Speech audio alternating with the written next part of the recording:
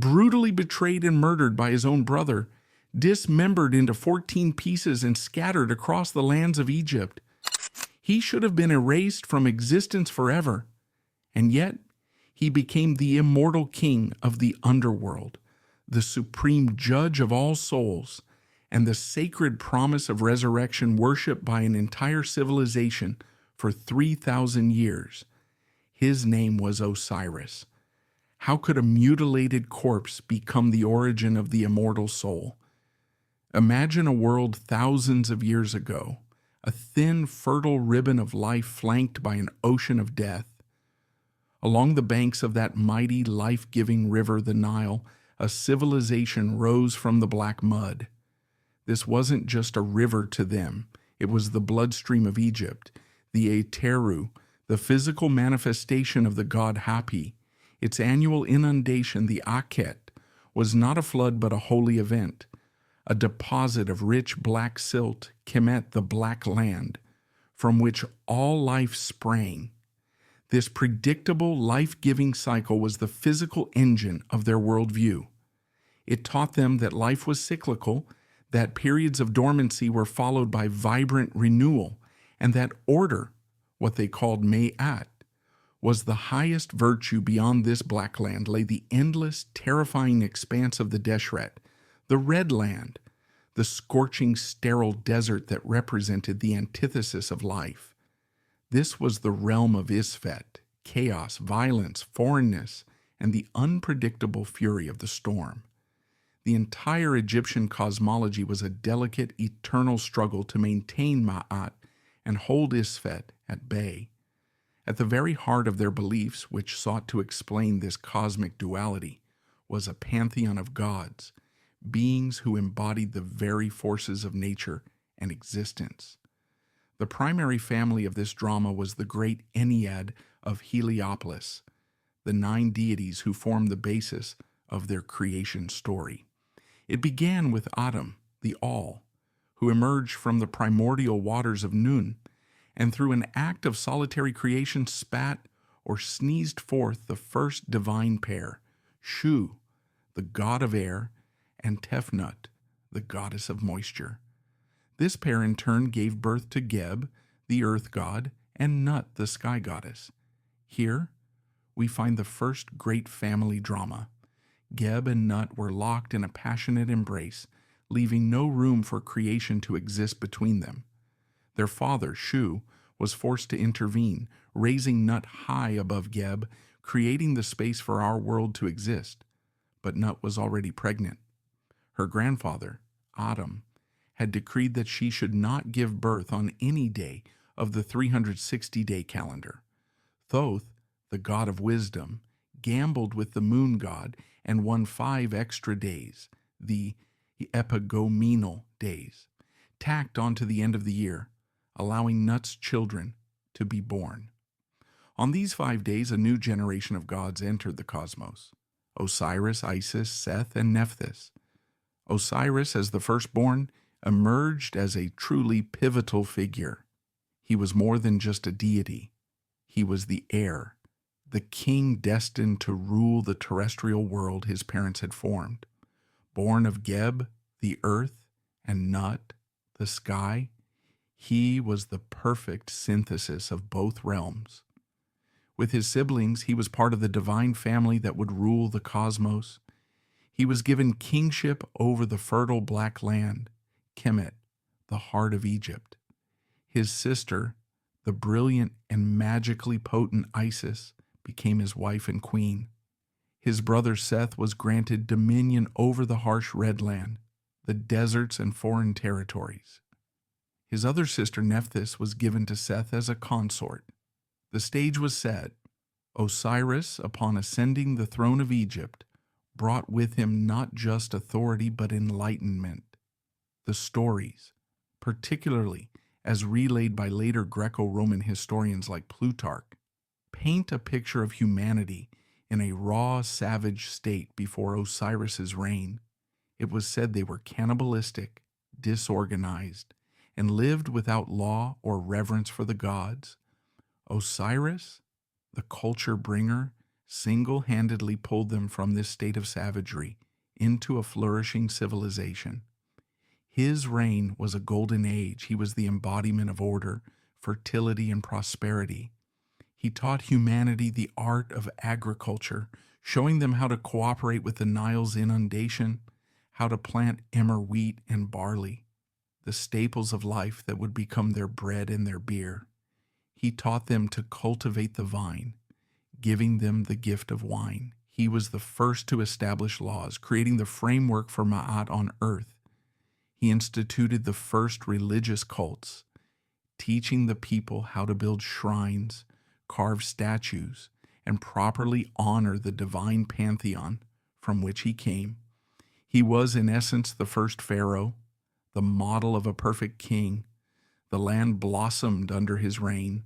The harvests were bountiful, the people thrived, and justice was absolute.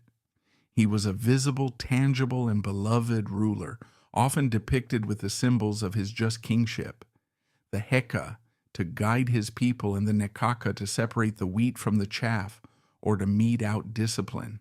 He wore the towering Atef crown, a combination of the white crown of Upper Egypt adorned with 2 ostrich feathers. His skin was often painted green or black, green for the vibrant new growth of vegetation, and black for the life-giving, regenerative mud of the Nile.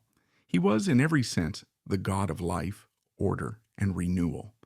But as with any story of great light, there often lurks a shadow, and Osiris's shadow came in the form of his own brother, Seth. Seth was everything Osiris was not.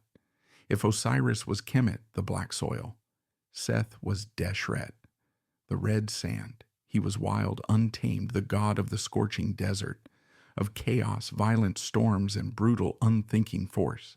He was associated with the hippopotamus, the crocodile, and most famously the Seth animal, or Typhonian beast, a bizarre composite creature with a curved snout, square-tipped ears, and a forked tail, an animal that perhaps never existed, symbolizing his otherness and his connection to the unnatural. Yet Seth was not purely evil, not in the beginning. In Egyptian cosmology, his chaotic force was a necessary component of the universe. He was the strength and violence needed to protect the cosmic order. In one of the most important daily myths, as the sun god Ra sailed his barge through the darkness of the underworld each night, he was attacked by the great serpent of chaos, Apophis. It was Seth who stood at the prow of that barge, his spear in hand, repelling the serpent and allowing the sun to be reborn the next morning. Seth was the necessary opposition, the loyal, violent protector of the divine order. So what changed? Why would this vital god, this protector of Ra, turn on his own brother? The sources point to a dark, festering jealousy, a corrosive resentment that grew from a complex web of personal, political, and even sexual betrayal. The personal resentment was simple enough. Seth, the lord of the barren desert, looked at his brother's domain, the lush, fertile, populous Nile Valley. He saw the adoration of the people. He heard the songs praising Osiris for bread, beer, and law, while he, Seth, was feared as the god of the storm that flattened crops in the desert, that swallowed the unwary. He resented Osiris's popularity, his wisdom, and the love the people showered upon him. Seth's heart festered with this jealousy, a dark seed that would soon sprout into a horrifying act of betrayal. But a more potent, dramatic version of the myth, one that provides a truly soap opera motive, involves his wife Nephthys. Nephthys, whose name means Lady of the House, was outwardly Seth's consort, but her heart and loyalties lay with her other siblings, Isis and Osiris. Some accounts, most notably Plutarch's, tell a story of profound discontent. Nephthys was barren in her marriage to Seth, a symbolic reflection of the sterility of his desert domain. Desiring a child and drawn to the potent fertility of the king, she contrived a plan. Disguising herself as her sister, Isis, she either tricked or seduced Osiris. From this union, a child was conceived. The jackal-headed god Anubis, terrified of Seth's wrath, Nephthys abandoned the infant in the marshes. It was Isis, the very woman she had betrayed, who found the child and, showing her immense compassion, adopted Anubis as her own for Seth. This was the final unforgivable humiliation.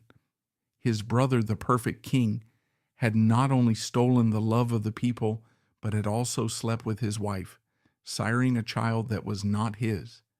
The philosophical rivalry of Isfet versus Ma'at now had a deeply personal, violent, and undeniable focus. Seth's envy was no longer a philosophical position. It was a burning personal vendetta. His role as the loyal opposition to order twisted into a desire to dismantle that order entirely, starting with its king. This intricate backstory, the cosmic struggle, the perfect reign, and the poisoned family dynamic is critical. The myth isn't just a simple tale of good versus evil. It's a profound exploration of death, betrayal, and the origin of the immortal soul. Osiris's journey, which was about to begin, would become the very blueprint for the Egyptian understanding of life's cyclical nature. The harvest dies, only to be reborn. The sun sets only to rise again. And indeed, the soul embarks on a journey beyond the veil of death. His story is a powerful testament to the belief that true existence transcends the physical, a narrative that echoes through eternity. But before there could be resurrection, there first had to be a death.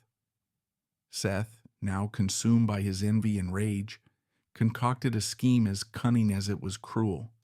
He decided to throw a lavish banquet, a seemingly joyous occasion inviting the gods and nobility of Egypt. But beneath the revelry, a deadly trap lay waiting. He had secretly obtained the exact measurements of his brother, Osiris. With these, he commissioned a magnificent chest, a masterpiece of carpentry, intricately carved from the finest woods and adorned with gold and silver. It was beautiful, opulent, and designed to fit one person, and one person only, Osiris. During the feast, as wine flowed and music played, Seth, the perfect genial host, had the chest brought into the hall. He playfully announced that he would bestow this exquisite gift, this unparalleled work of art, upon anyone who could fit inside it perfectly.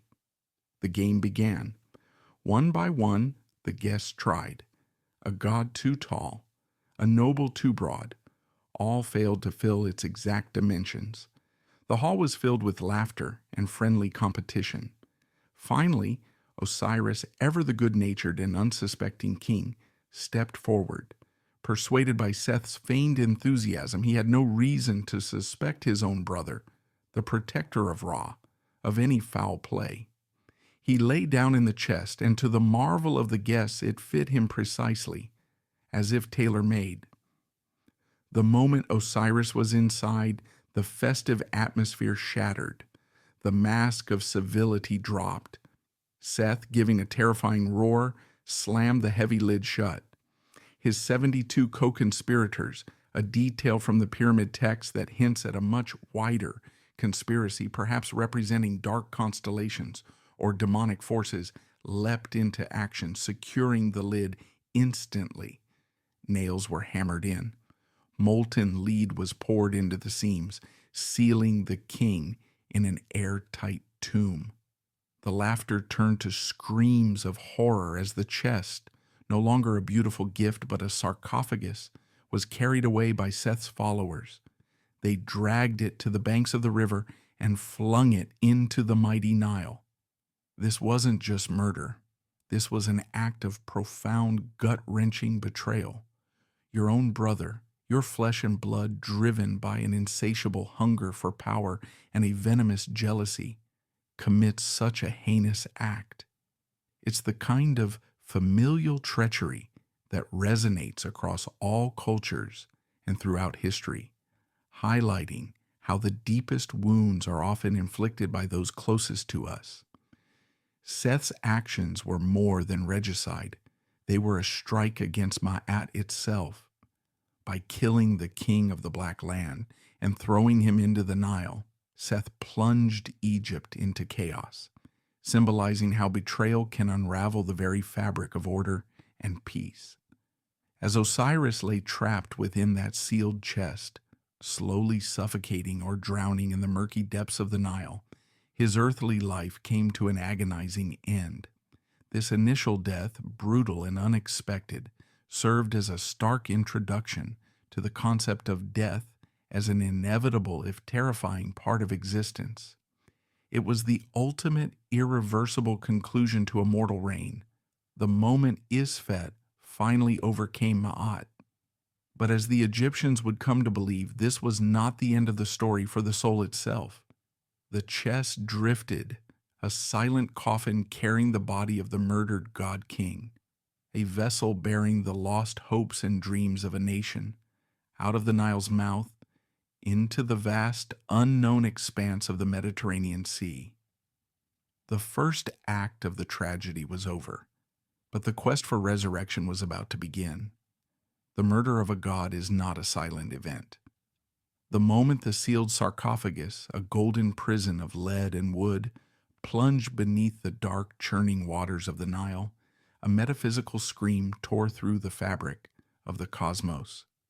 The Ma'at, the divine, delicate, and essential principle of order, truth, and cosmic balance which Osiris had embodied, fractured. In the royal palace, the music of the banquet had long since faded, replaced by the iron-shod footsteps of Seth's co-conspirators, the 72 agents of Isfet Seth. His hands, metaphorically dripping with his brother's life, seized the Atef crown and the twin symbols of kingship, the crook and flail. He placed the white crown of Egypt upon his own head, a grotesque parody of the just rule that had preceded him. His reign began not with laws, but with their dissolution. Seth, as the god of the Red Land, the barren desert, ruled as the desert does, with arbitrary, sudden, and devastating violence. The pyramid texts describe this period of Isfet as a time of cosmic terror. The Nile, no longer guided by the benevolent hand of Osiris, became erratic. Its floods, the lifeblood of the nation, were either terrifyingly destructive, washing away villages and fields, or they failed to come at all, leaving the rich black land to crack and turn to dust under the scorching sun. The crops withered. Lawlessness spread through the two lands as men, leaderless and starving, turned to banditry. The sacred compact between the gods and humanity which Osiris had so carefully nurtured was broken.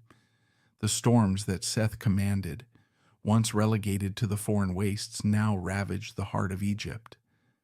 The world, it seemed, was being unmade, and in the midst of this new chaotic order, two divine figures were conspicuously absent.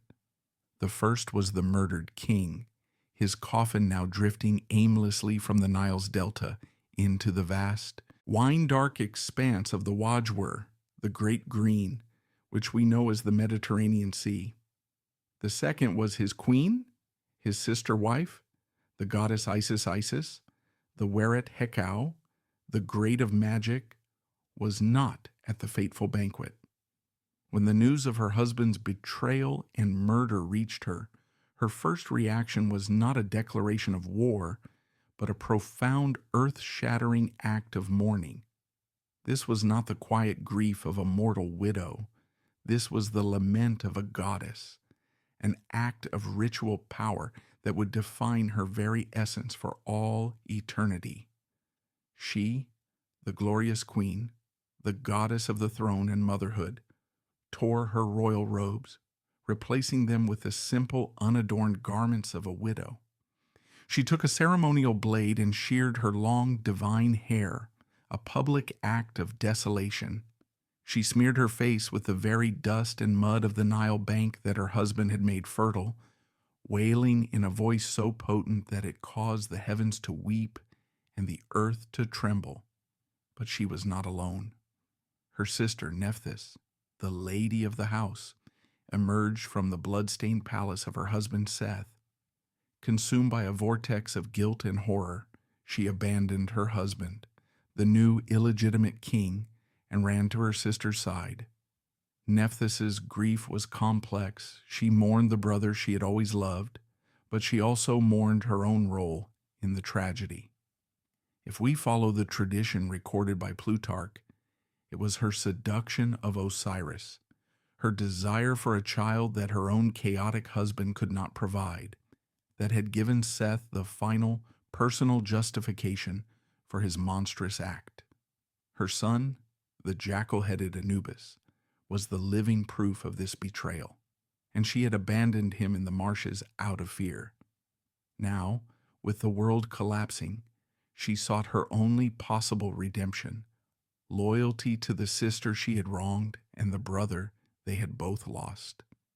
Together, Isis and Nephthys became the Jerti, the two kites. They transformed into these sacred birds of prey, their cries of lament becoming the archetypal sound of Egyptian mourning. The lamentations of Isis and Nephthys, a text that would be recited at funerals for thousands of years, captures this moment.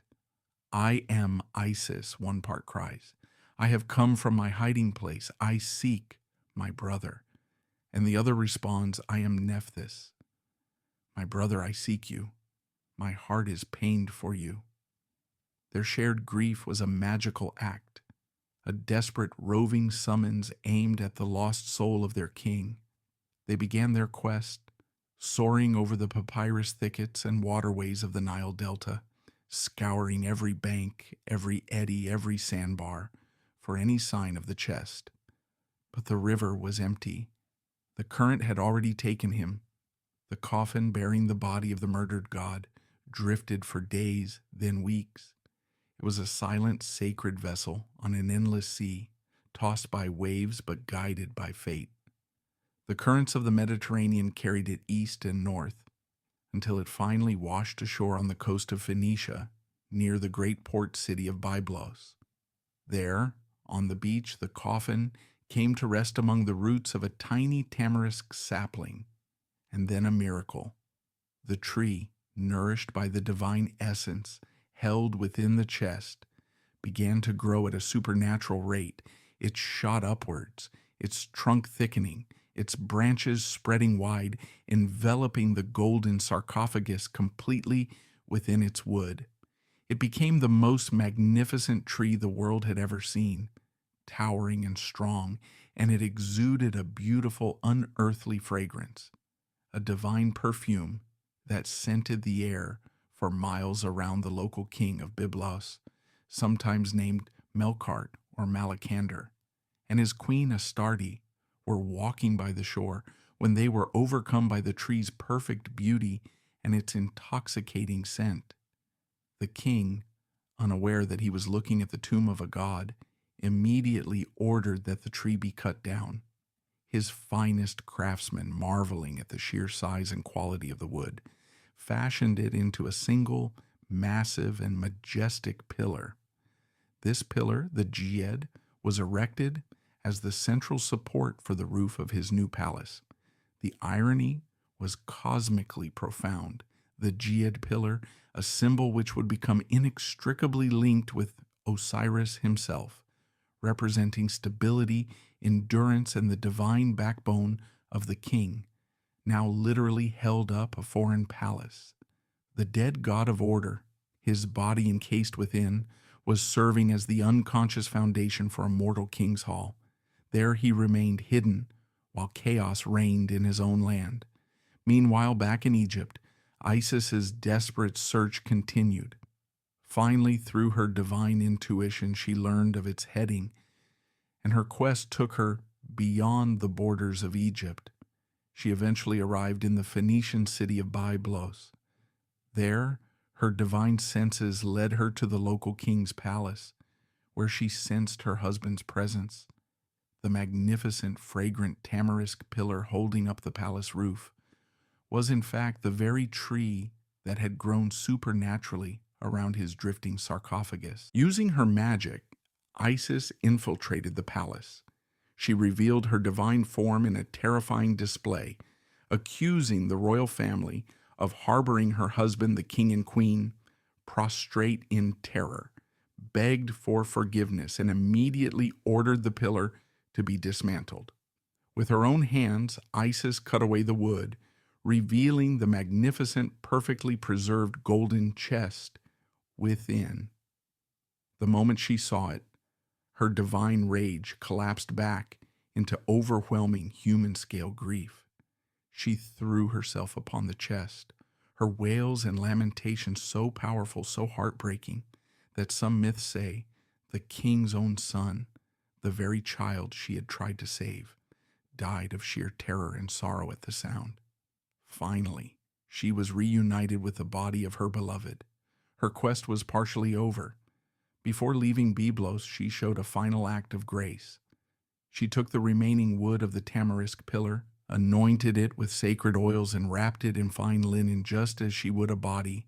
She gave this relic to the royal family of Byblos, and it became the city's most sacred object, a center of worship for centuries. With her precious cargo secured and accompanied now by her faithful sister Nephthys, Isis chartered a ship, or in her divine power commanded the winds, and began the perilous journey home. She had her husband back.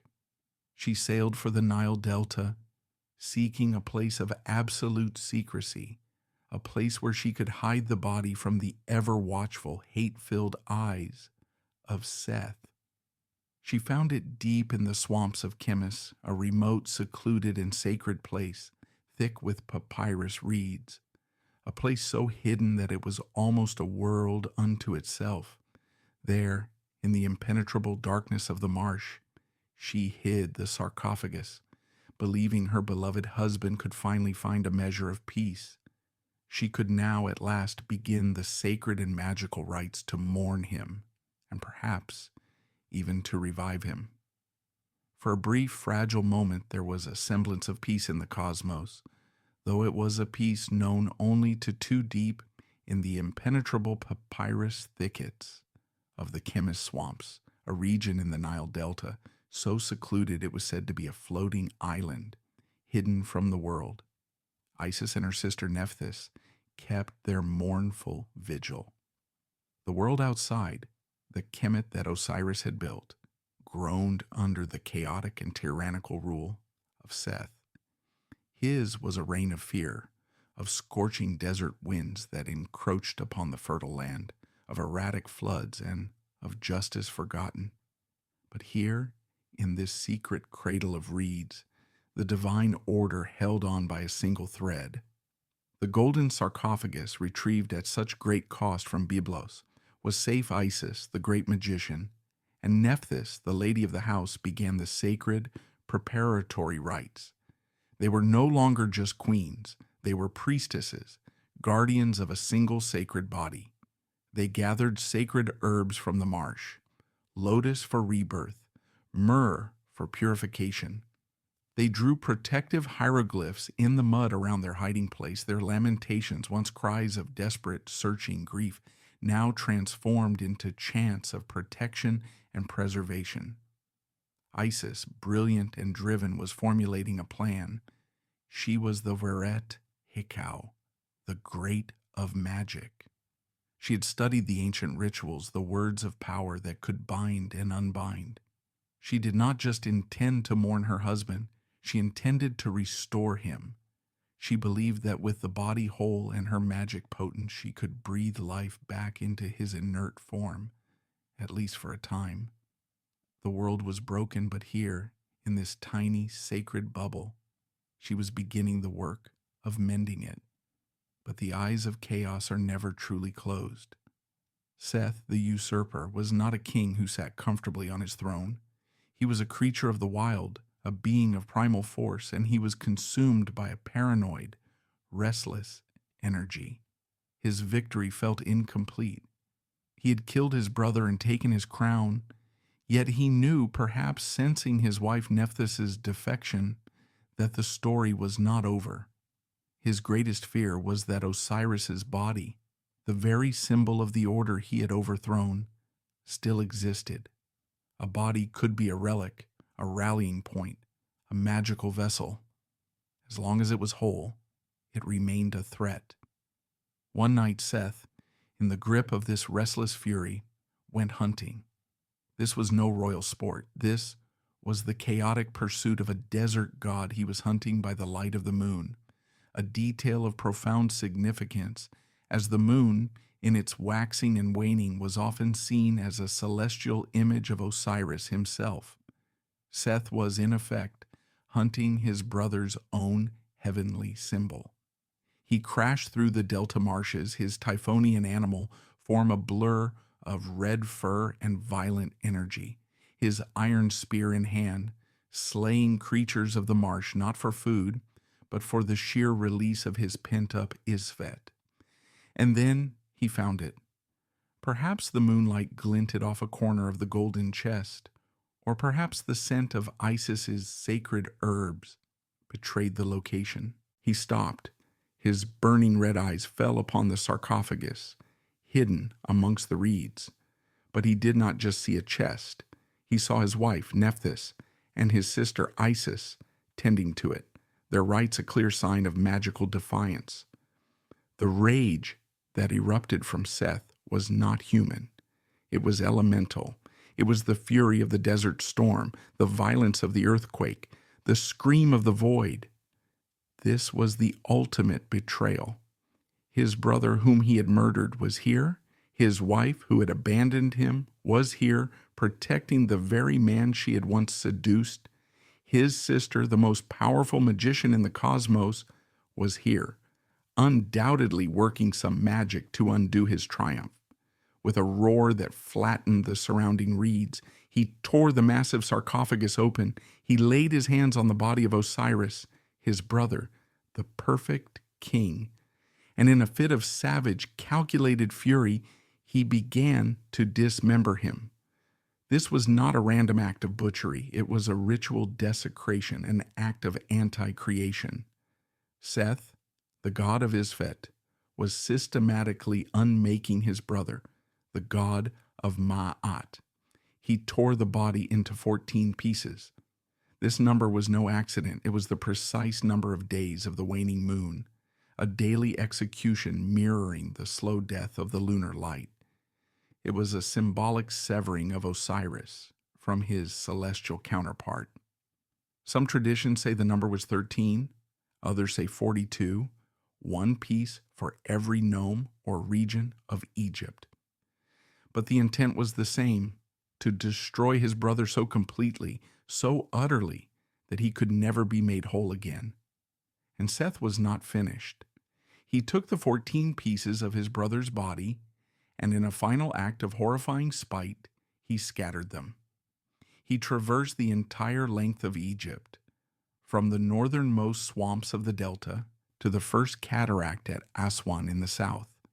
He threw one piece into the river near Memphis, lodged another in the sands near Abydos, and left a third in the temple district of Bubastis.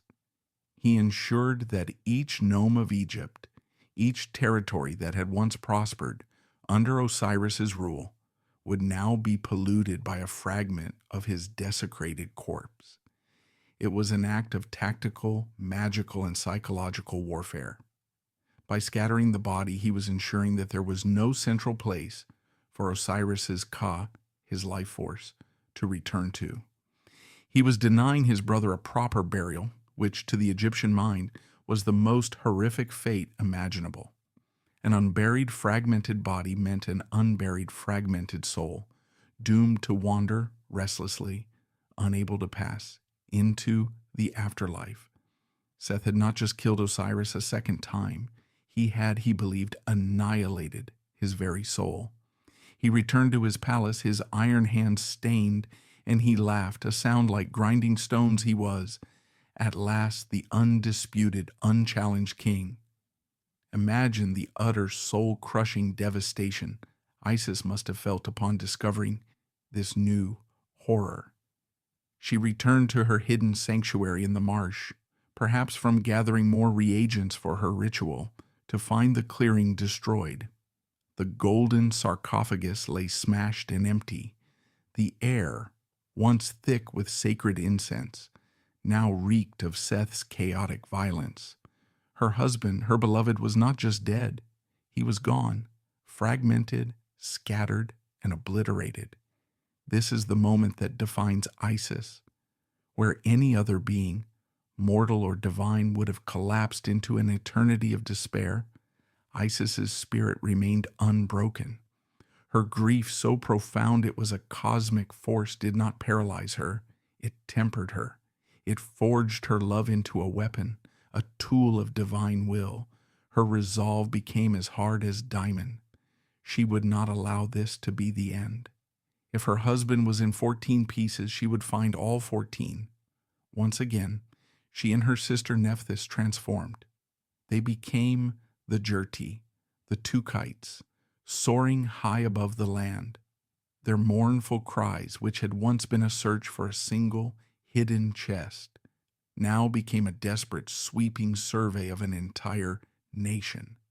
They soared across the vast landscape of Egypt, their divine eyes scanning every riverbank, every desert plateau, every hidden grove.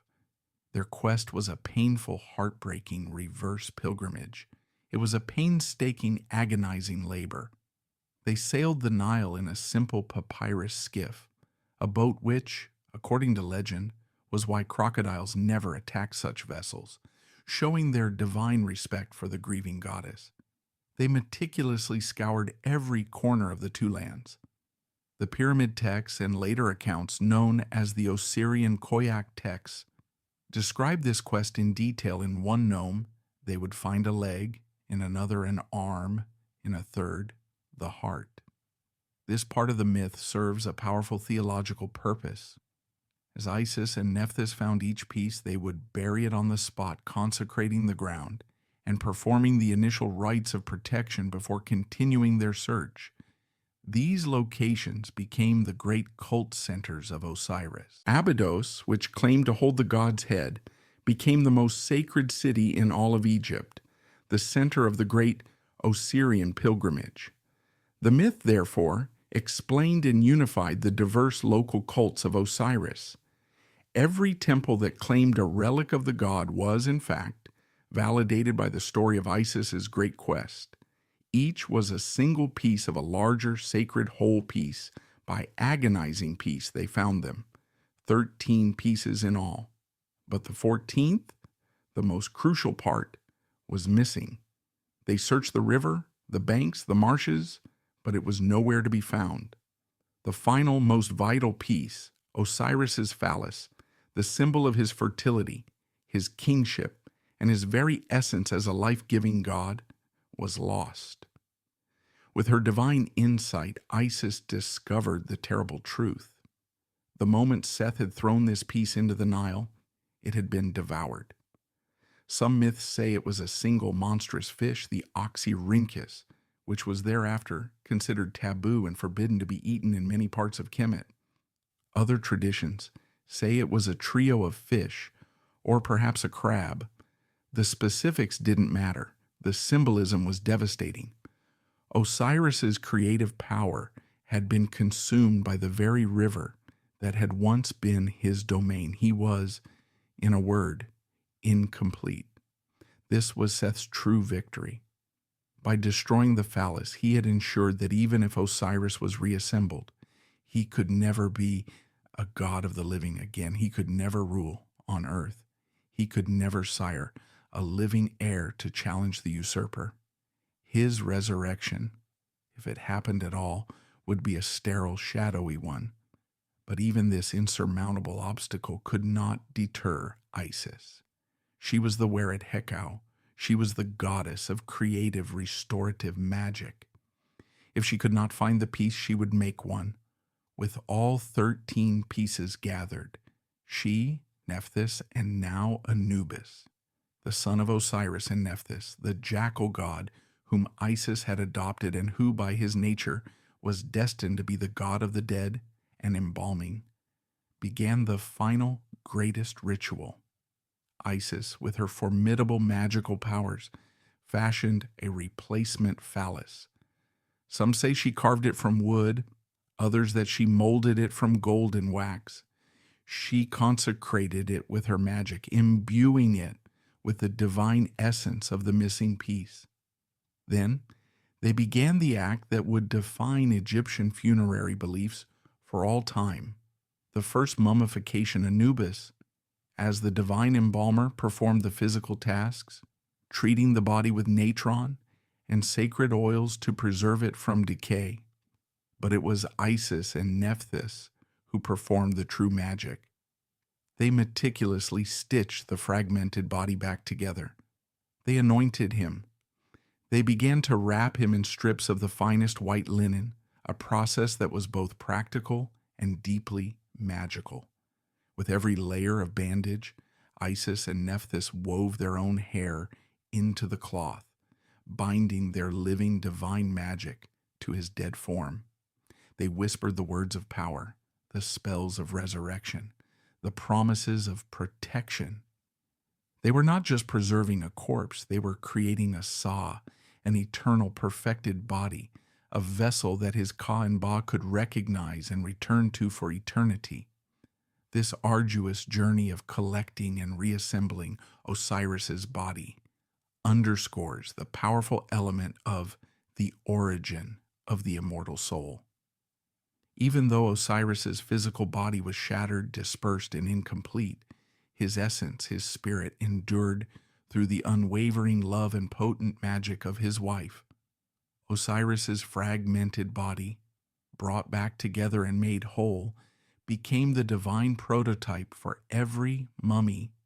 This ritual, born of a sister's love and a wife's devotion, showed the Egyptian people that even through the most horrific physical trials, even through death and dismemberment, the soul's potential for continuity remained.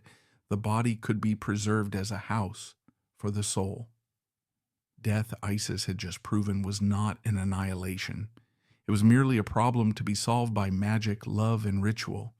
The body of Osiris was now whole again, wrapped in pure linen, his regal Atef crown replaced by the linen names of the dead. He was complete. He was preserved. But he was still inert. He was the perfect vessel, but the divine spark was still missing. Isis looked upon her mummified husband, her greatest work of magic complete, and prepared for her final, most audacious act. The air in the hidden Chemis marshes was thick, not just with the scent of lotus and papyrus, but with magic so potent it thrummed in the silence. The work was complete. Before the three grieving gods, Isis, the great magician, Nephthys, the lady of lament, and Anubis, the divine embalmer, lay the Sa, the perfected eternal vessel of Osiris. He was whole.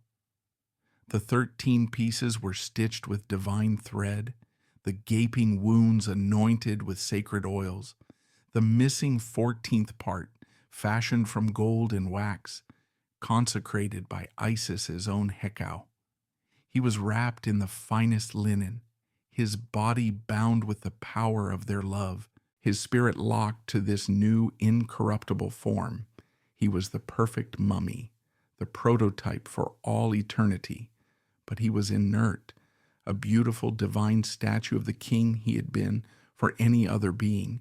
This would have been the end, a perfect burial, a tragedy sealed. But for Isis, this was the beginning of her most audacious act. She was not just a widow seeking to honor her husband. She was a queen seeking an heir, a goddess of Maat seeking an avenger. Seth, the god of chaos, sat on the throne of Egypt. His rule, a festering wound upon the land his betrayal could not stand. But there was no one to challenge him. The murder of Osiris was a checkmate. Unless Isis could, from the very ashes of that defeat, create a new player, she needed a son.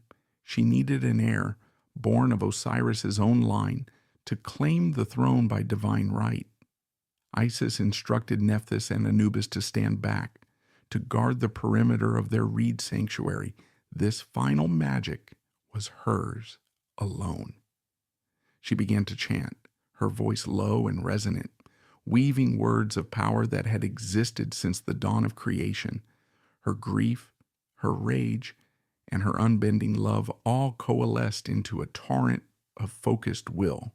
She called upon the elements her husband had once commanded, the earth to be firm, the water to be still, and then she transformed. She did not become a mighty lioness or a fearsome serpent. She became a kite, the jerdy bird of her lamentations, a small swift falcon. She was the very symbol of her grief. But this was no longer a symbol of loss. It was a tool of creation. She launched herself into the air above her husband's body.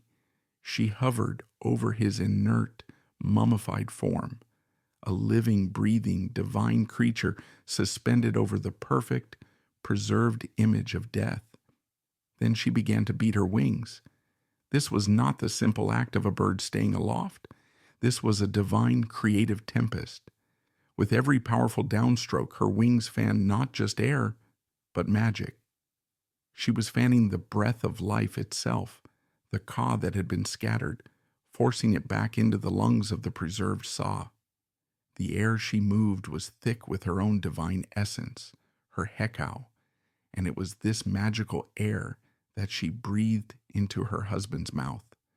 This was a cosmic CPR, an act of generative power so profound it defied the very laws of Isfet that Seth had unleashed. A tremor ran through the mummified form, the linen bandages so tightly wound, strained. A low groan, the first sound he had made since the banquet, echoed in the marsh. Osiris's eyes, sealed beneath the linen, opened in the spiritual realm. The spark of life, fanned by his wife's devotion, had returned. This wasn't a full resurrection. He was not the king of the living. Returned to his throne. Seth's act of drowning, dismembering, and destroying his creative organ had ensured that. He could never again walk the black land as a living god. He was a liminal being, balanced for a fleeting moment between the dead and the living, awakened by a love that was stronger than death. Isis, seeing her magic had worked, descended in her divine form. She lay upon her husband, the living goddess embracing the reanimated god of the dead. It was in this single, transcendent, and miraculous moment that the ultimate purpose of the ritual was fulfilled. Isis, the throne of Egypt, united with its rightful, albeit dead king. She conceived a child. This was not a mortal conception. It was a pure, magical transference of divine essence. The lost creative power of Osiris, symbolically and magically restored by Isis, was given one final perfect expression. She conceived an heir, Horus, the Horsa Iset, the living embodiment of his father's claim, the god destined to be the Nej Itef, the avenger of his father. The momentous act was complete. The divine spark that Isis had fanned so furiously began to fade. The energy it had taken to achieve this miracle was too great to be sustained. Osiris's transient life flickered. He looked upon his wife, his magic, and his queen, and with a final silent understanding, he let go of the world of the living. His Ba, his soul personality, released itself from the body, its purpose on earth now fulfilled. His Ka, his life force, settled into its eternal home within the Sa. The mummified form on the reed bed grew cold and inert once more. But this time, it was not a tragedy. It was a transition. Osiris, however, did not fully return to the mortal world, nor did he dissipate into oblivion. His journey was not over. It was merely entering its next phase.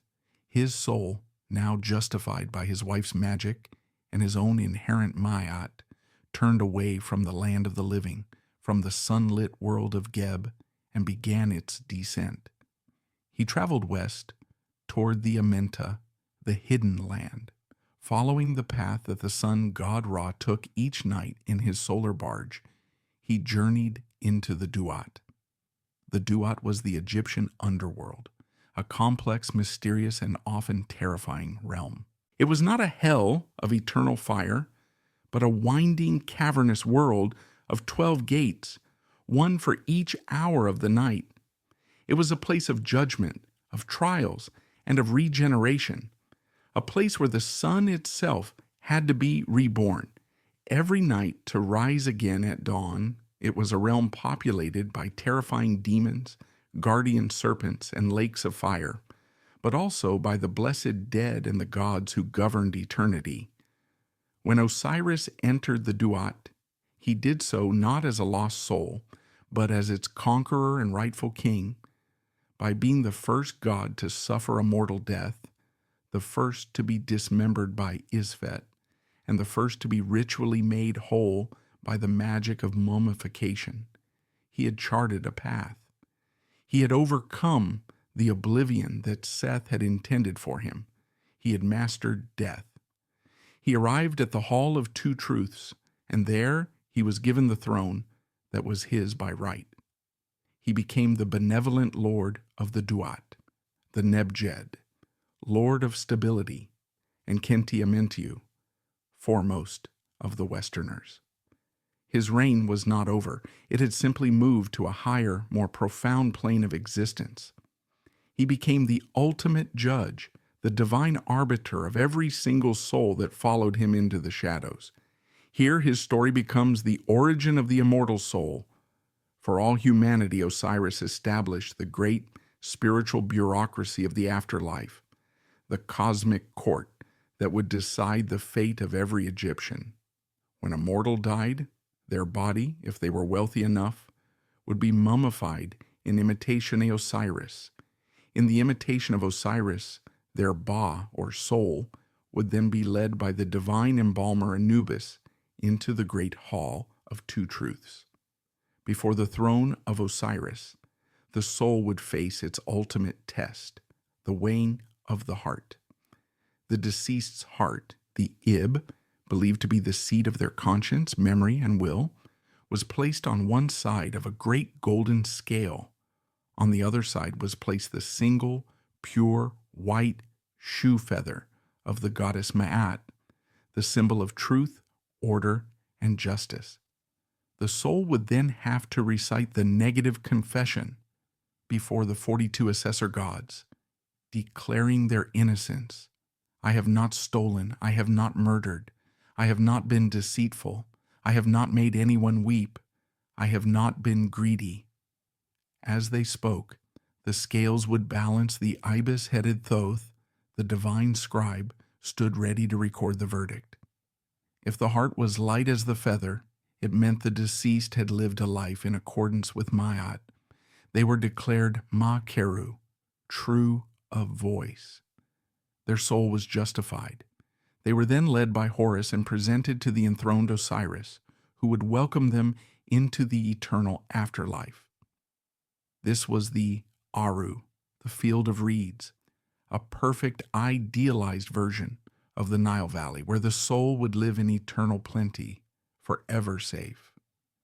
But if the heart was heavy, weighed down by a life of sin, chaos, and Isfet, the scales would tip. The soul would fail the test. Thoth would record the damnation, and the heart would be unceremoniously thrown to the floor. There, waiting patiently, was the terrifying demon Ammit, the devourer of the dead. She was a composite monster of the three animals most feared by the Egyptians: the head of a crocodile, the forequarters of a lion, and the hindquarters of a hippopotamus. Ammit would devour the heavy heart, and in that instant the soul would die the second death. This was not eternal torture. It was something far worse to the Egyptian mind: complete and total annihilation. The soul would cease to exist. This was the legacy of Osiris. His death, betrayal, and resurrection provided the blueprint for immortality. He was the promise of renewal. He was the proof that death was not an end, but a transition, a journey that could be successfully navigated with ritual, magic, and a moral life. Every Egyptian, from the most powerful pharaoh to the humblest farmer, now had a hope. Their goal was to pass the judgment and become an Osiris, to merge with the god of the afterlife and live forever in the field of reeds. And as Osiris took his new throne as the merciful king of eternity, his son Horus was just beginning his story in the world of the living. Isis, now pregnant with the divine avenger, remained hidden in the papyrus swamps of Chemis. She was alone, a divine fugitive, a single mother carrying the future of Ma'at in her womb.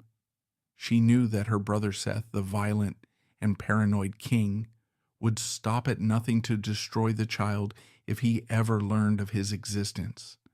The great betrayal was over, but the great war for the throne of Egypt was about to begin.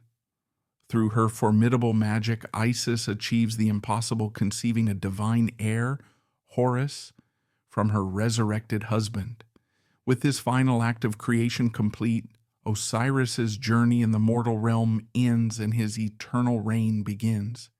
He descends to the Duat, not as a victim, but as its rightful king, establishing the great hall of judgment and becoming the ultimate promise of an immortal soul for all humanity. But while Osiris now rules the dead, the world of the living still groans under the tyranny of Seth. The focus of the saga now shifts from the murdered father to the hidden son. Isis, now a fugitive mother, must raise her child in secret, protecting him from a world of peril so that he can one day rise, embrace his destiny as the Nej Itef, and challenge his uncle for the throne of Egypt. The Chemis marshes, which had been a sanctuary for a murdered god, now became the cradle for a hidden one. Isis, the Weret Hekau, the great magician, was now Mutnecher, the mother of the god. Her flight from Byblos, her desperate search for her husband's scattered body, and the supreme act of magical conception had all led to this. She was a divine fugitive, a queen without a kingdom, and a single mother bearing the sole heir to the cosmic order. The world outside, under the iron-fisted rule of Seth, remained a place of Isfet. The red god of the desert, paranoid and violent, had spies everywhere. He knew of Isis's magic, and he lived in constant gnawing fear of a prophecy, or perhaps simple logic, that his brother's line would one day produce an avenger. In the deepest, most inaccessible part of the papyrus thickets, a place mortals could not find, and even gods might overlook, Isis gave birth. The child was Horus, Horsa Iset, a name that was a proclamation and a destiny. From his first breath, he was not just a child, he was the Nej Itef, the avenger of his father. He was the living, breathing embodiment of Ma'at, poised to reclaim the world from the chaos that had usurped it. But he was also, for now, a god in his most vulnerable form, an infant. The childhood of Horus was not one of divine ease.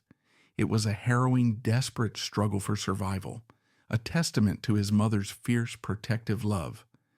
Seth, sensing a new threat to his power, did not, or perhaps could not, find the child directly, so he unleashed the natural terrors of his domain upon the marshes. He sent his agents, venomous snakes, stinging scorpions, and crocodiles that slithered through the muddy waters.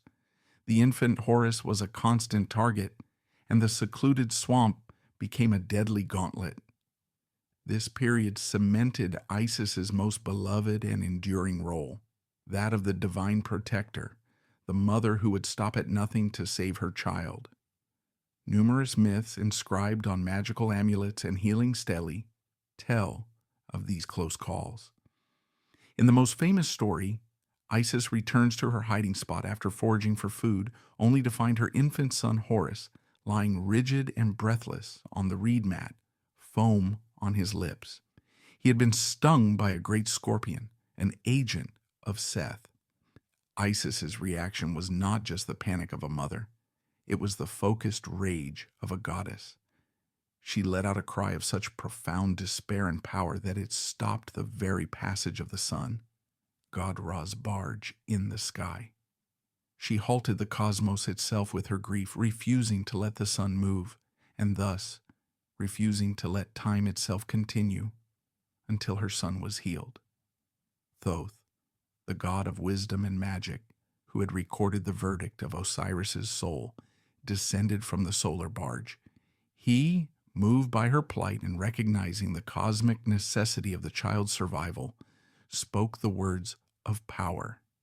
He charmed the poison, drawing it from the child's body, Horus, through his mother's defiant will, and Thoth's magic was revived.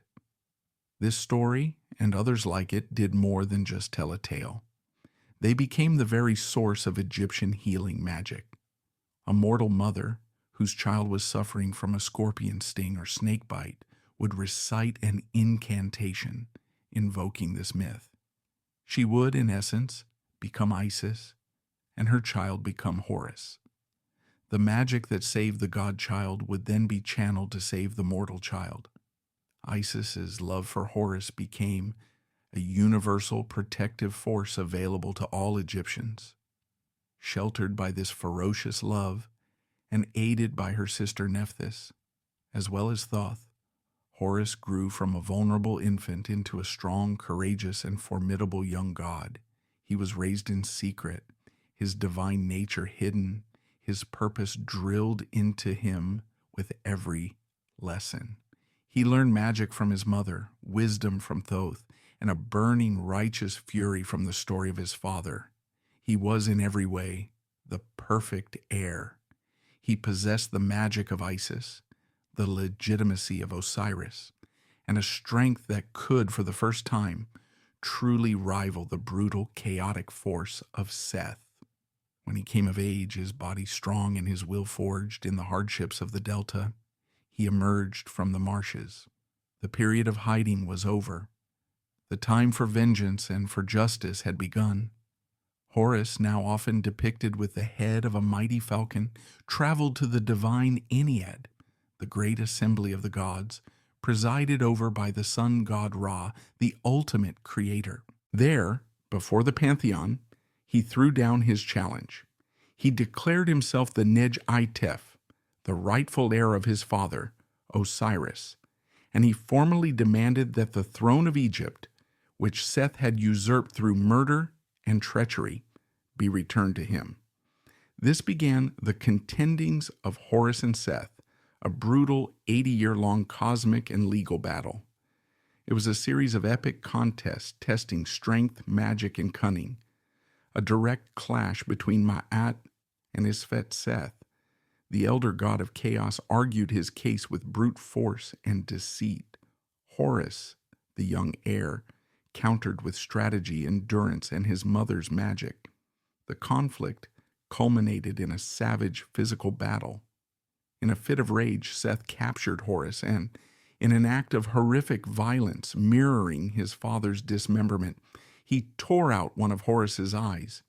He ripped the Ujat, the symbolic eye of the moon, into pieces and cast it away. It seemed chaos had won, but the eye was found and magically healed by Thoth, who reassembled the fragments. This restored eye of Horus became one of the most powerful symbols in all of Egypt, a symbol of healing, protection, and wholeness, being pieced back together after being shattered by Isfet. This was the final turning point. With his eye restored, Horus's power was complete. The gods of the Ennead had seen enough. Seth's violence had proven him unfit to rule the Black Land. The tribunal, with the final decisive backing of the now dead but revered Osiris, ruled in Horus's favor. He was declared the rightful king. He reclaimed his father's throne, restoring balance and justice to the land. The reign of chaos was over. Ma'at was restored. The victory of Horus reinforced the final motif of the immortal soul. Osiris, though physically absent from the world of the living, had continued to influence it. His role as the ultimate arbiter of the afterlife gave him the authority to sway the divine council, and his son, the product of his post-mortem conception, was now the living link between the dead king and the living kingdom. This established the central model of Egyptian kingship. Every pharaoh who sat on the throne was the living Horus, the embodiment of Ma'at, and the divine avenger of order. And when that pharaoh died, he became an Osiris, transitioning to rule in the underworld, while his own son took the throne as the new Horus as for Seth. His fate was not annihilation. Egyptian cosmology, in its wisdom, understood that chaos could never be truly destroyed.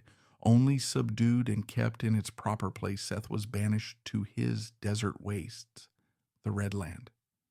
But he was also given a reconciled and vital role. He was officially installed at the prow of Ra's solar barge, his strength and violence now recontextualized.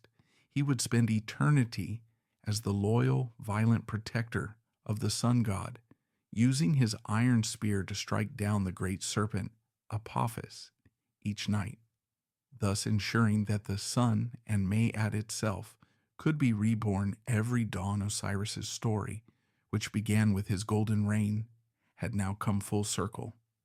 His legacy was not just a myth, but a living, breathing guide for their very existence. He was the god of the blessed dead, the promise of eternal life. His wife, Isis, was the divine mother, the throne, and the queen of magic, and his son Horus was the living king, the protector of the people, the ultimate triumph of order over chaos. The myth of Osiris, when we truly break it down, is far more than a complex, dramatic, and ancient soap opera.